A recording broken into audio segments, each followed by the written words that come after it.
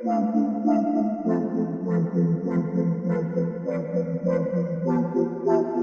into the Film Guy Network. It's football season, which means I've got a film study for you.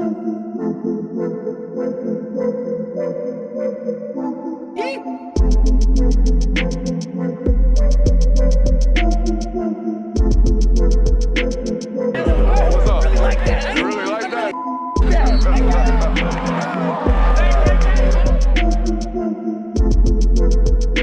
Let's shut up and grind some tape. What is up, ladies and gentlemen? Welcome in to the Film Guy Network on a fabulous Thursday afternoon here in the studio. Got a big one coming into town this weekend in the SEC as the Kentucky Wildcats head down to Athens, Georgia to take on the Georgia Bulldogs. Got a lot to talk about today in a What to Expect episode. We handle these every single SEC matchup, every single big-time matchup for the Georgia Bulldogs every single week. So here we go. Let's get after it. We're going to look at offense and defense for Kentucky, give you a little bit of explanation. So this is a little three-prong approach actually here for you guys. These are for Georgia fans to see what's going on with Kentucky. These are for Kentucky fans to see what the hell's going on with your offense and defense. And these are for South Carolina fans. We're going to look at this South Carolina versus Kentucky football game from last week. So all-encompassing, got a couple of rules for all of you guys today. If you aren't anything about the game of football, you must subscribe today. If you have any fun, hold on, we jacked that up. If you aren't anything about your favorite football team today, you must subscribe. If you aren't anything about the game of football today, you must subscribe. If you have any fun at all today, you must subscribe. Let's shut up and let's grind the tape. Jonathan, I'm going to blame that on the schedule. You know, normally we're here in the morning and we're ready to rock. Today wasn't the case, but you know what? I'm going to be adaptive. I'm going to play hot. I'm going to play a little bit, sudden change right here in this football game. All right, let's look at a good picture of what Kentucky's got going on defensively right here to start the football game against South Carolina. Now, opened up with a true zero right there. Jonathan bumped down into more of a traditional 4-down front right here. But this is what I really wanted to show you. Notice how they motion to nub over here, right? This wide receiver is going to come over here and be in a 3-by-1 with the Y over there by himself formation, okay? What I wanted to point out is the fact that the corner condensed. Did you see that right there, Jonathan? We're going to put the corner in run support as a defense right there. And as an offense from South Carolina, you probably should attack that corner and run support every once in a while. They'll do it a little bit later, okay? I think you probably will as well. If you can get that corner in run support, probably stress him just a little bit. They're going to ask those guys to come downhill and tackle. Now, Jonathan, the other thing that I noticed when I turned on these tapes years prior from Kentucky, these two dudes in the box were always really, really big, thick football players. Nowadays, they've prioritized athleticism a lot more at this position. You can really see it in 7. Number 7 is about 6'2", 217 pounds. Very, quote-unquote, undersized for an SEC linebacker, okay? They run a little bit better than they have in years prior. They do have a big thumper that comes in, number 9. You'll see him. He's big thicks. When I do these What to Expect episodes, I always love to give you guys just general personnel matching. Like, hey, what do they do to base personnel? What do they do to 12 personnel? How do they align, right? They are in 12 personnel is South Carolina right here with a Y and an H. And we see that 50 down front from Kentucky, okay? They're going to put a true 0, 2 4-eyes, 2 ends that are really outside linebackers right here, okay, with 2 linebackers and play 2 high over the top of it, okay? Very similar in structure to you with regards of how you respond to 12 personnel. Also left this one on the note just to talk about Big 60, Mr. Gusta right here, number 60, 6'3", 320 pounds. Football brain dyslexia, trying to flip those around to say he's 230. He's 320, and he's really, really tough to move, okay? He's going to hold serve in that box. I'm going to promise you that right now. The zero technique will be tough to uproot and get out of the box. Big game for Drew Bobo to bring them hips, all right? Got to be able to bring them hips.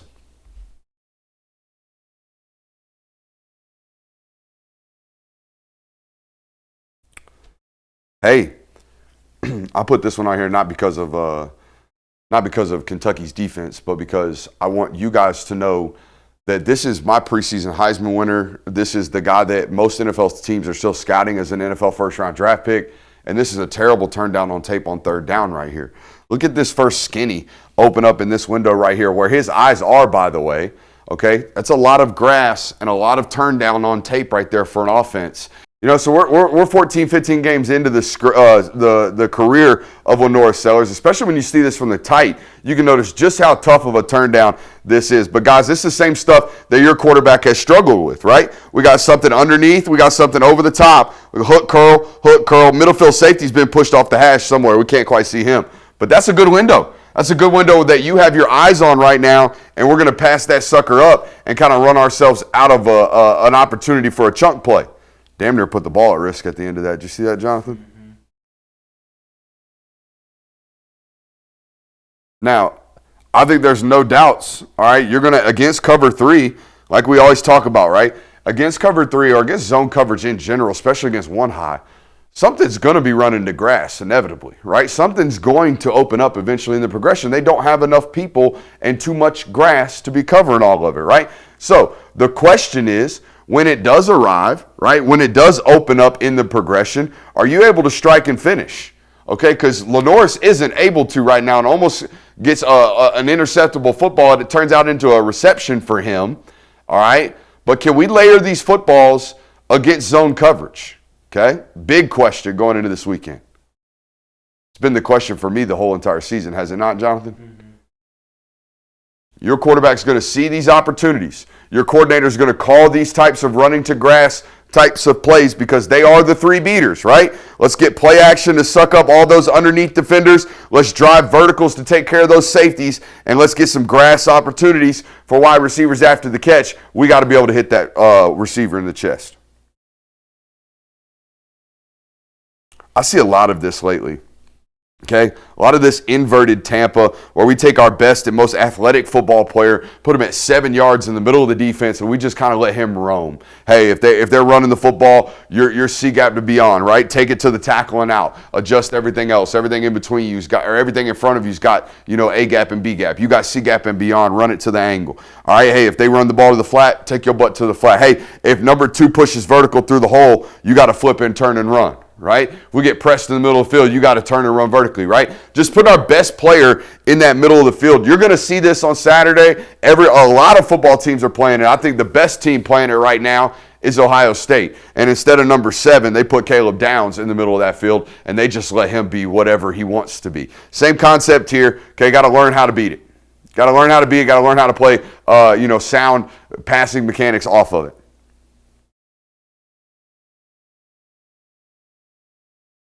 He's getting pretty. You see his snap as soon as the ball snapped, Jonathan. He's getting ready for deep overs right now. That's why he's in the middle of the field. A lot of reasons, but that's the main reason. This should be food. This is what I'm talking about with this kid, man. Like I love Lenoris, I really do, but like some of this stuff really does concern me. Like we have cover 3 so far through the snap. They've even been playing those Tampas. We're 6 snaps in.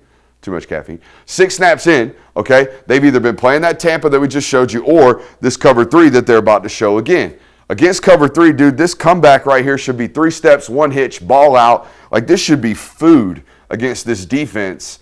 And I think we're unable to complete this ball. Yeah, we double hitch this thing and we chuck this sucker out of bounds. Like this should be easy money. Especially we're looking at that cone of view, right? When I talk about my cone of view, Jonathan, I'm talking about this right here, right? That is our cone of view. If this guy drops up underneath it, then we're off of it. Then we're uncomfortable. But the moment this edge rusher actually does confirm his pressure, buddy, we're 3 steps, 1 hitch, cool, calm, and collective. We got plenty of grass and cushion over there, man. Just rifled out of bounds. I think it's because of your footwork. This is 2.5 steps, okay, and a settle, and then we're going to settle one more time, and then we're going to let the ball rip. That is not a professional drop.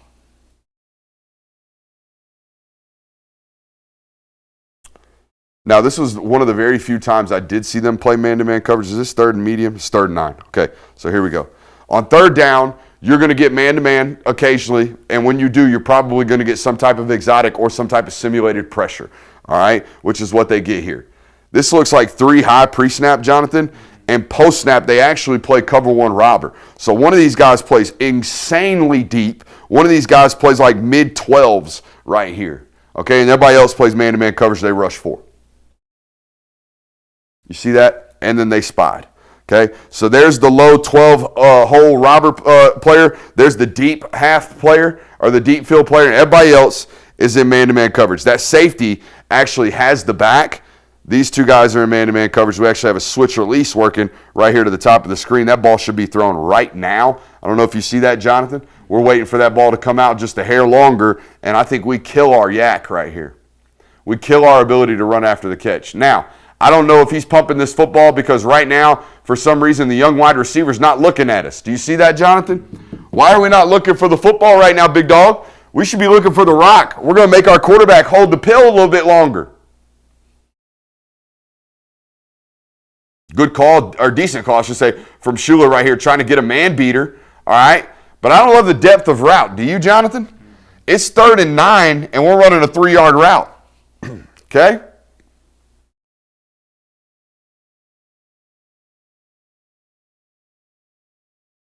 Let's look at these edge rushers. Where are they at sack totals-wise, Jonathan? Do you know? Are they getting after it? They don't seem to be.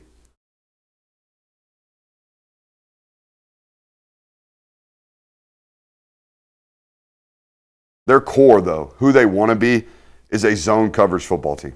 Okay? They want to be a mixed zone pressure football team. All right? They want to play a lot of looks in that box. They want to give you a lot of different things, mess up your protections, mess up all that good stuff. All right? But they want to be, all right, a zone football team. What's up? They have 7 sacks on the season, and that ranks 97th in the country. Okay. So bottom third. I think this is actually a really good quarterback play right here, Jonathan. So here's what we got. We're going to spray this guy right to the flat. He's just there to expand hook curl players. All right, then we're going to take number 6 right here. I can't remember who it is. And we're going to run him on a little hook. All right, but in order to do so, we've got to influence this linebacker. Do we all see that football player that's riding vertically with this number 2 wide receiver? We have to get him to expand is the terminology. We got to get him to expand out here to this flat player. Now, how do we do so? Well, look what the quarterback's doing, Jonathan. Look at those shoulders. Look at them eyes. Okay, so we're going to take 1, 2, and we're going to hold firm in the flat. And then when we come back to this hook player, he's going to be a little bit more open because we held our eyes left, right? But when we come back, we better be ready to strike, right? We better be ready to strike and rip that football. And that's exactly what Lenore's does. Gets to the top of his drop, gets his feet back up underneath him. Now he's ready to strike that hook. It's actually a really decent quarterback play right there. I'd say really good, okay? And that's what, again, confuses me about 16. I get a play where I'm like, damn, drafted 1, coach. And then I get a play where it's like, damn, he's going to cost us our jobs, coach. That play does not happen if we don't open to the spray route. You see that, Jonathan? Mm-hmm.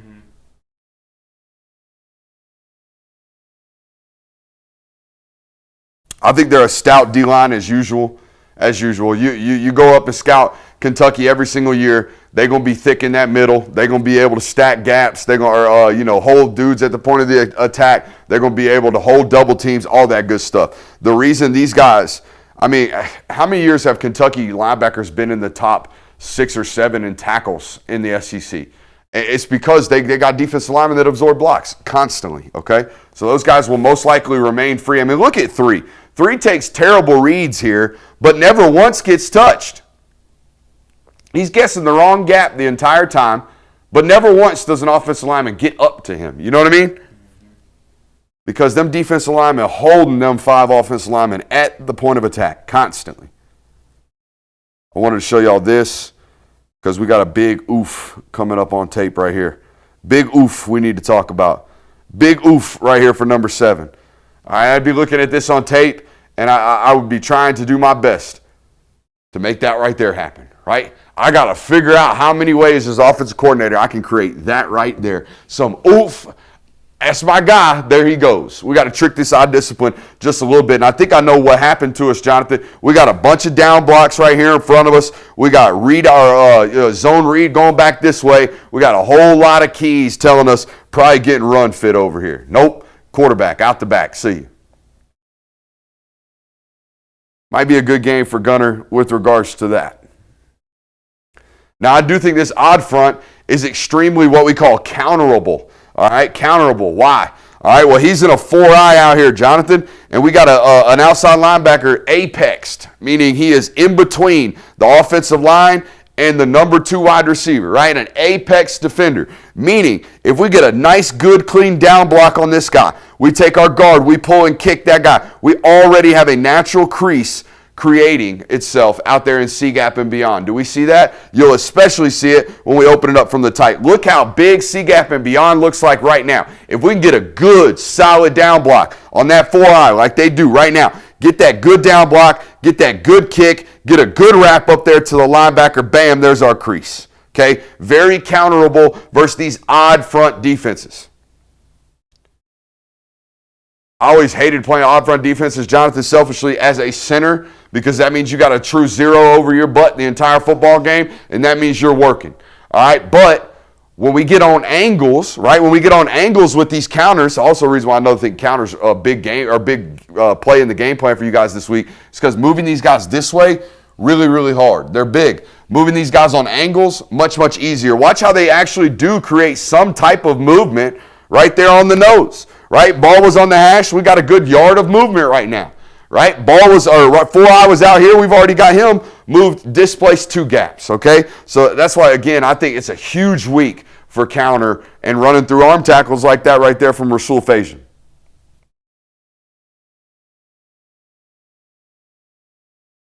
Got to be able to hit these this week is what the note says. Wonder what I'm talking about. Oh, right there. Deep over. Again, hey, it's cover 3, right? 1, 2, 3. Which naturally means that portion of the field is going to be nice and wide open, right? I mean, we saw it all week last week, didn't we, Jonathan? We saw 6 or 7 of these get turned down. We're going to have to rip this football this week. I think it's a great opportunity, honestly. It's a great opportunity to get this young quarterback confident versus zone coverage, okay? Not a lot of pressure. Defense probably not going to give up a whole lot of points. We're going to show you that here in a second from this offense from Kentucky. It's a good week to get these 3 beaters called back into the offense and get him nice and comfortable and hot doing so. Look how aggressive these guys are playing the run, too. So these windows might be a little bit more open for him this weekend. But you're going to have to do it with a guy in your face. Okay, he's got pressure in his face right here from the nickel who ultimately plugs off the play action. See? Boom. Nickel's going to show up right now. We better be able to make that strike this week, 14. We're going to have to.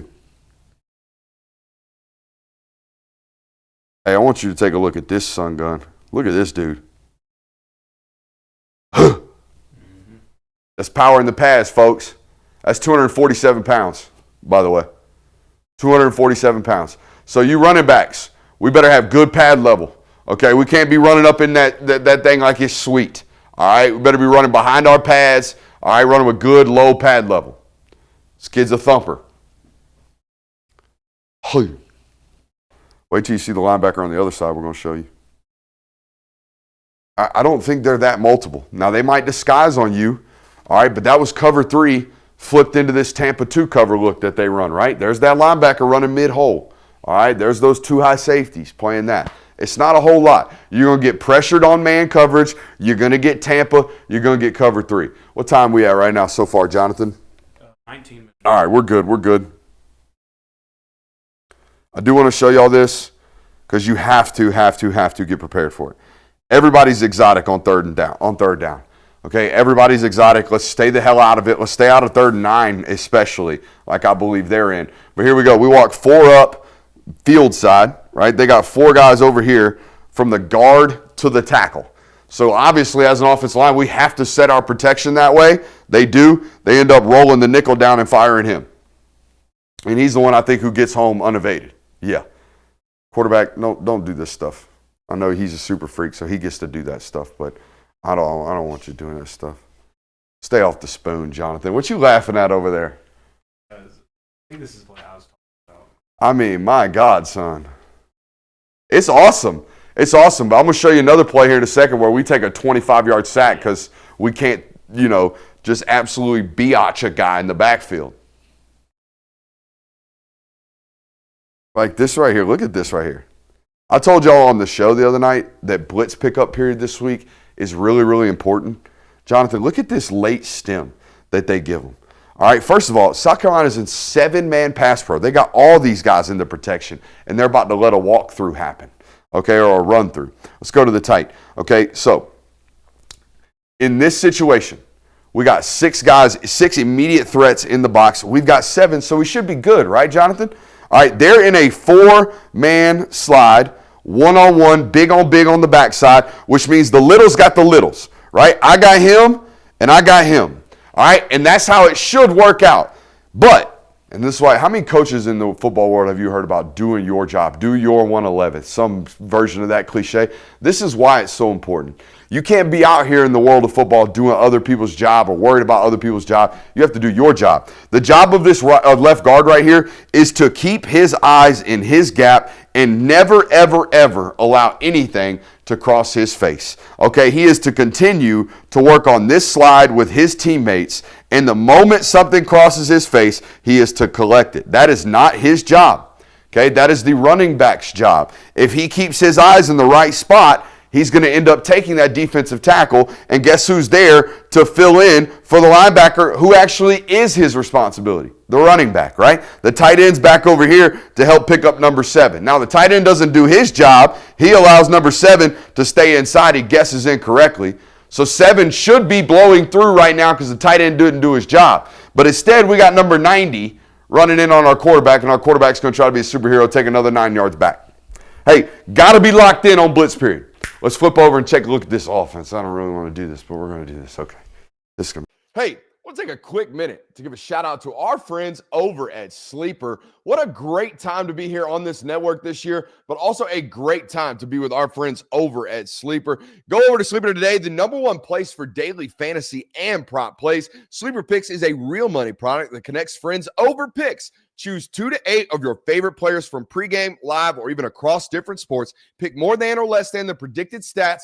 It's that simple. On Sleeper, you can get up to 100x payouts. Share with your friends and get rewarded today. Use promo code Brooks, as you see on the screen, on Sleeper and get 100% deposit match up to $100. Again, that's sleeper.com/promo/Brooks. Terms and conditions apply. Boys, as you know, we're about 28 minutes at the time of this ad read from the kickoff of NFL Sunday. So go ahead, run over to Sleeper right now. I'll give you permission to leave the stream actively. Go over to Sleeper, get a play in right quick, and get paid. We appreciate those folks over there at Sleeper. Again, that's promo code Brooks over there on Sleeper. All right, we're back. Hey, shout out to Cat. That's a big logo right there. They must have paid a pretty penny for that. All right, hey, couple of things about this offense. They got a lot of tendencies, I think. All right, a couple things make me think that. We're going to watch 17 have the goddamn game of his life today.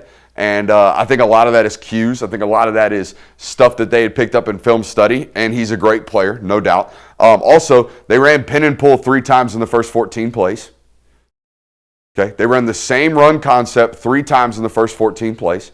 Also, not only that, what else did they do in this football game? They threw a pick 6 and a fumble for a touchdown. Okay, a lot of stuff going on this offense. Oh, the other thing, you're going to see a play a corner makes a little bit earlier. You're going to see a play a corner makes a little bit later where it's like, how did he know that was what's about to happen? So those are things that I look for on tape. Look at 17 trigger right here, Jonathan. These are things that I look for on tape to know that, okay, you must have real tendencies.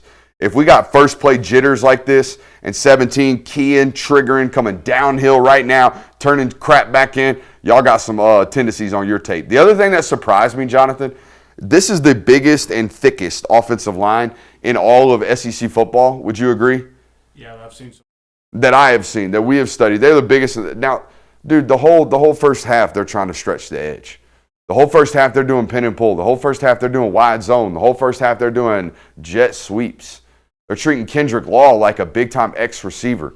There's just a lot of stuff here that it looks discombobulated, if you ask me.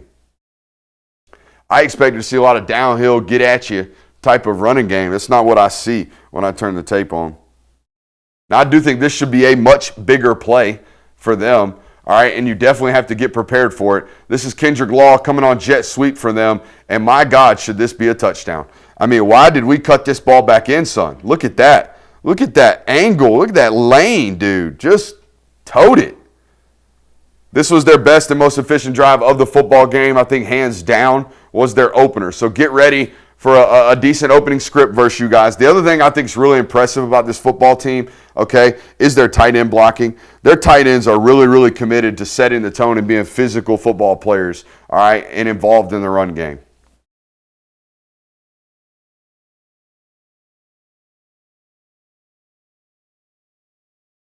But this is what I'm talking about. Look at this play right here.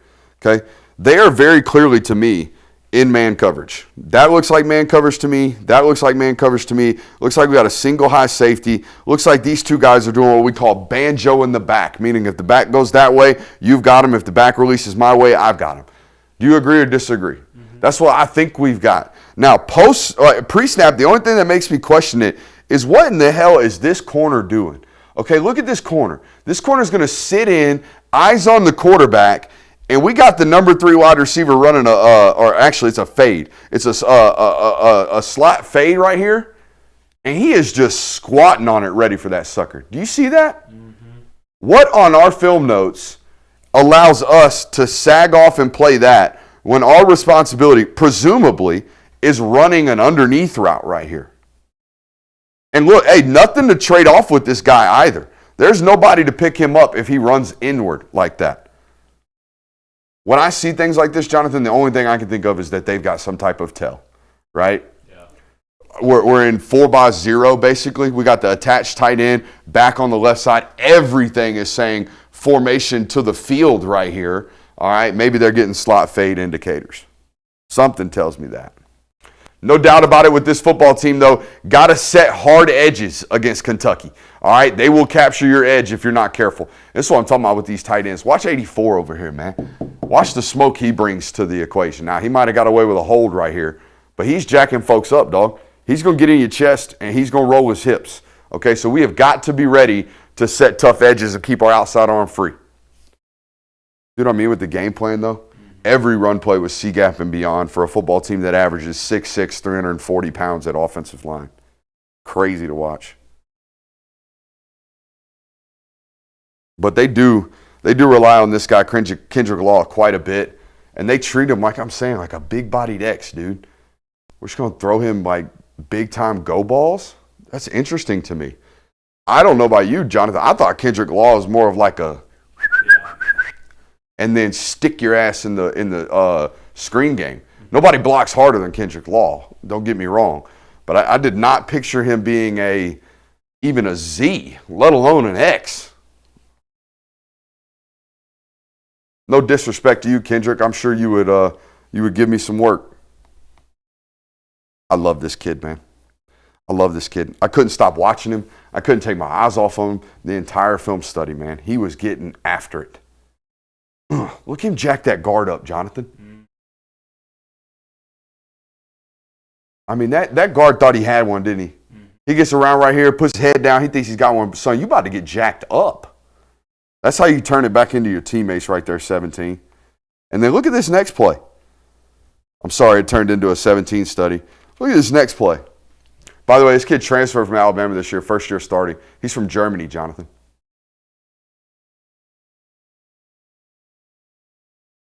Just sticking folks. Their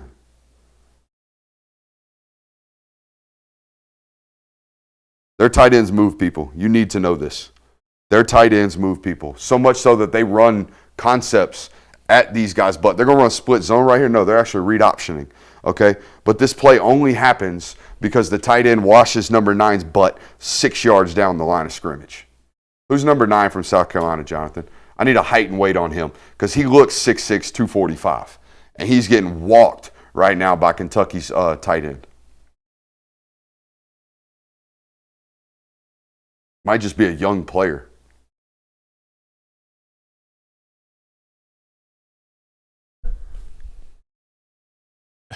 Desmond Umeazulu. Yeah? 6'6", 255. Ooh, so an inch taller and 10 pounds heavier than I thought, and he's getting walked out here by 84. 84 giving him the business. Hey, here's one thing I do not like. Okay, this is me talking scouting.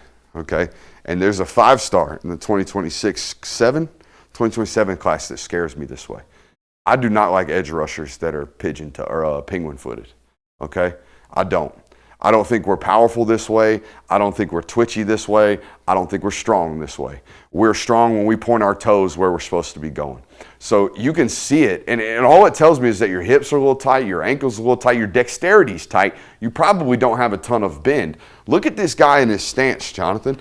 We got toes out, don't we? Mm-hmm. In our natural 4-point stance, we can't even hold our toes north and south. I think we got a tight football player, which at 6'6", 255, we can get away with being a little tight. We can't get away with being tight at 6'3", 265, right? Just a nerd scouting moment right there from me. I apologize. Let's get back to the tape. Hey, pursuit players, big time FPE week, big time fire, passion, energy week. Do you know why, Jonathan? For pursuit players, especially on the line of scrimmage. Do you know why? Why? Quarterback is not a dude. Quarterback is not going to be running that football. I can promise you right now. Okay, you know how I know? I watch tape. All right, watch. I think it's him. Or whoever it is. Watch the backside edge defender chase this football down. It's 46. Watch this commitment to the rock right here from this guy. We don't have to worry about that quarterback one, okay? If that guy's not pulling that football, he ain't never pulling that football. Agree or disagree? Agree.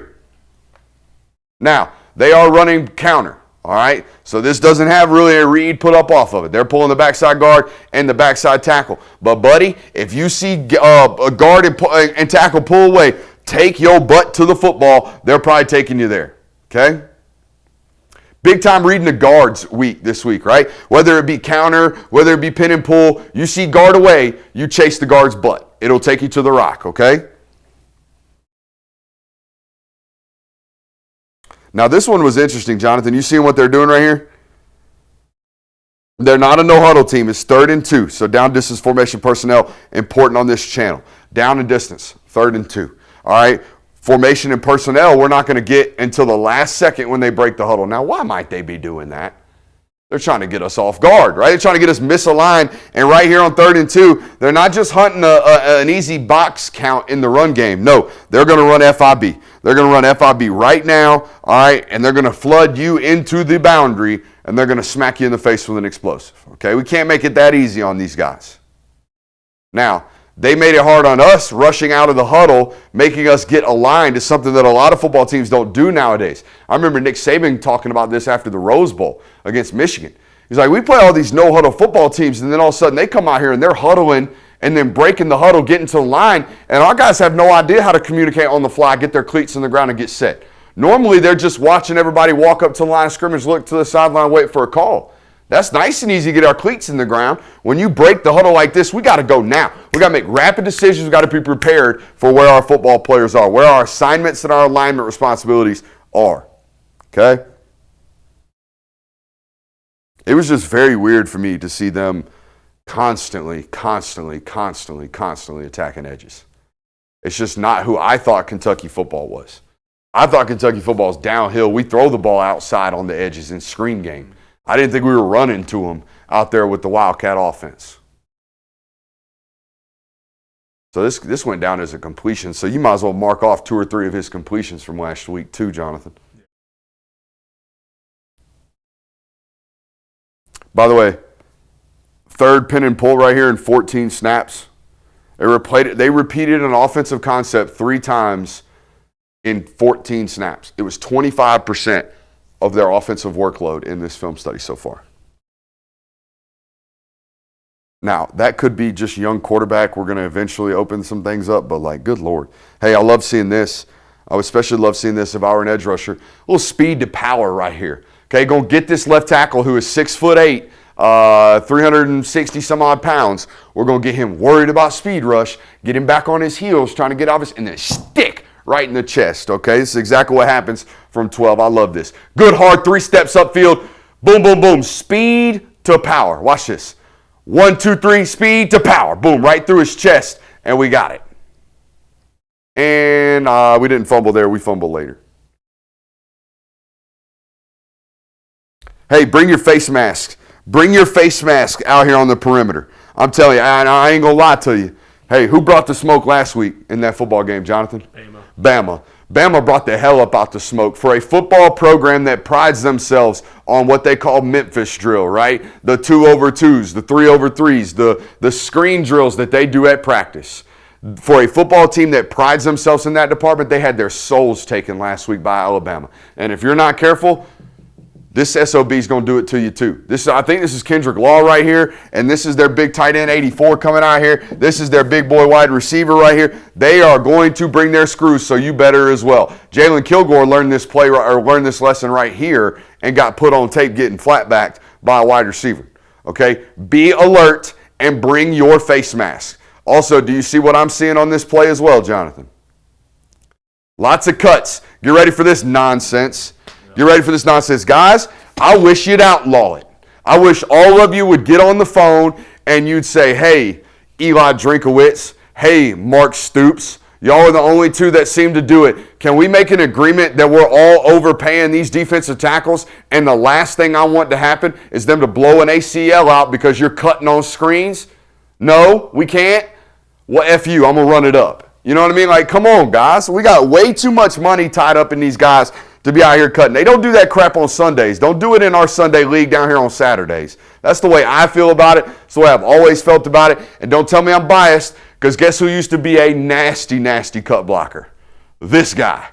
All right? I love doing it. But guess what? I play Division II football. These SOBs are making $1 million at left tackle nowadays in the SEC. Stay your butt up. Let's go.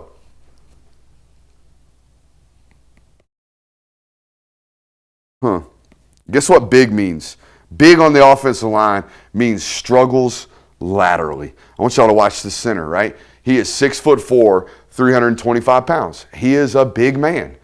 Big means struggles with laterals, all right? All the time. Not all the time unless you're a super freak. But normally, if we're a little bit oversized, we're going to struggle to move laterally. And that's exactly what happens right here. Young quarterback puts the ball on the deck.